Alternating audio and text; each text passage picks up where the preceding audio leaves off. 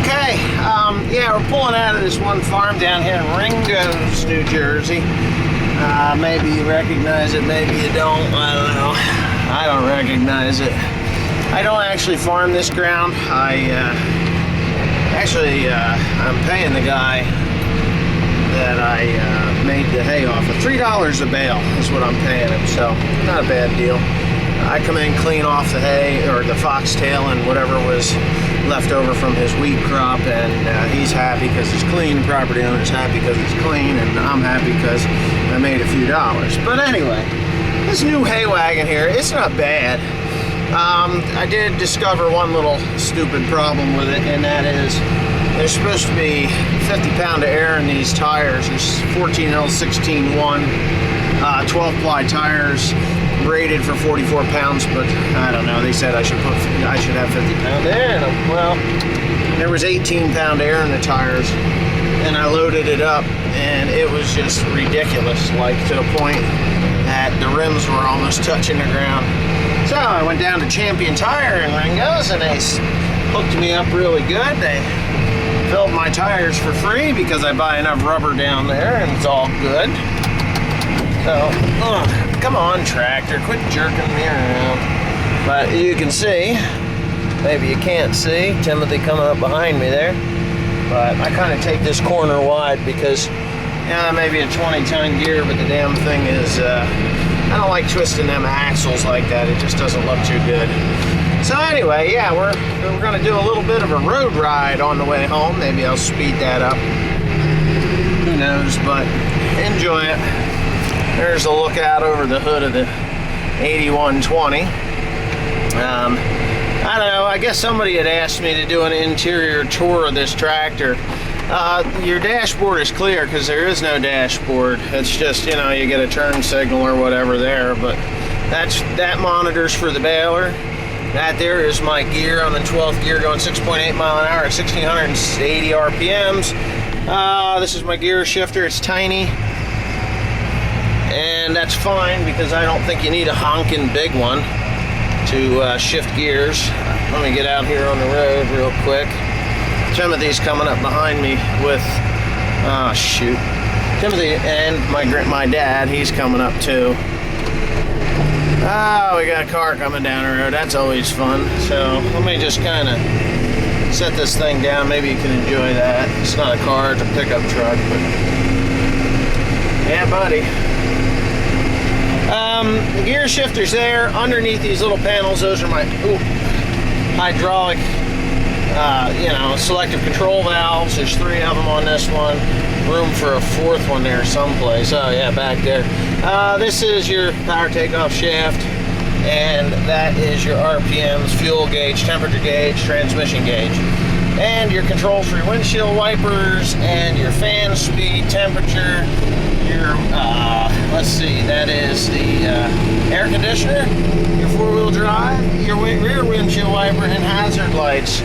High and low beams are here, steering wheel, blah, blah, blah, down on the floor. There is the thing that tilts that, and now I'm getting a phone call. So, that concludes this video for right this minute, and I'll see you in a bit.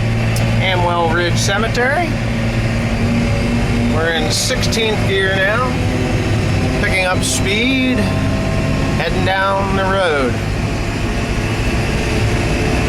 Oh, nothing exciting, just it's probably about 3 miles from here to where I'm dropping this off, maybe a little bit more.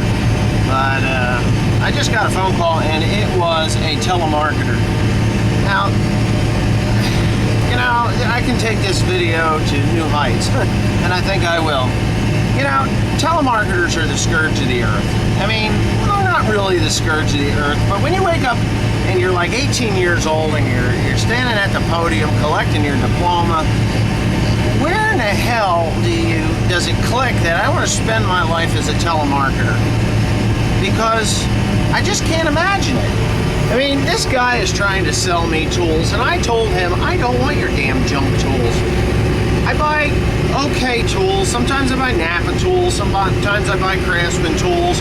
I occasionally buy Snap-ons because, well, I like the Snap-on guy. He's a good guy, and the tools are good, and you know, they're not bad. And sometimes I buy cheap old Job Smart crap that they sell at the Tractor Supply store because, well, they're cheap crap and I'm just going to plant them anyway.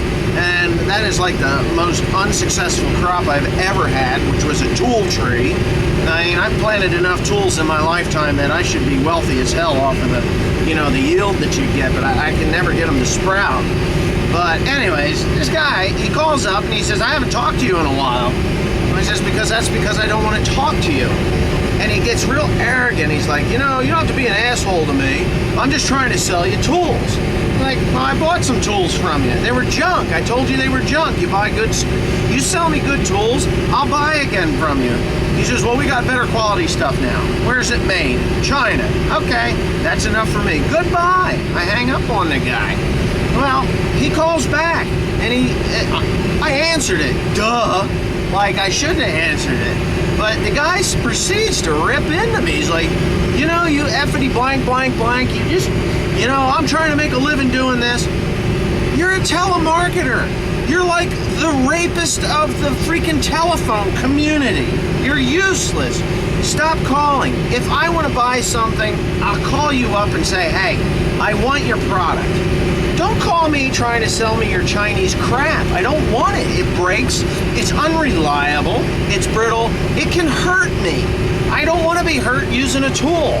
So anyway, God, the guy just went off. And I hung up on him, which is fine.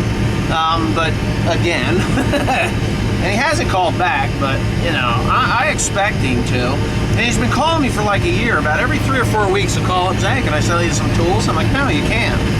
And you know, the one time he calls and he says, I'm not going to hang up this phone until you buy something from me. I was like, okay, send me some shop towels. Well, he wouldn't do it. He's like, no, you have to buy this, that, and the other thing, and I'll give you this for free. But I don't want your junk for free. I don't want anything for free. You sell me something that's good, I'll buy more from you. Do you understand this? Nah, he doesn't understand it. He's from California. He uses a Washington telephone number at times, but mostly it's unlisted or unknown caller, and I've gotten that I don't even answer those anymore. So anyways, I'm just ranting about some stupid telemarketer that pissed me off. Hope you enjoyed it. Thanks.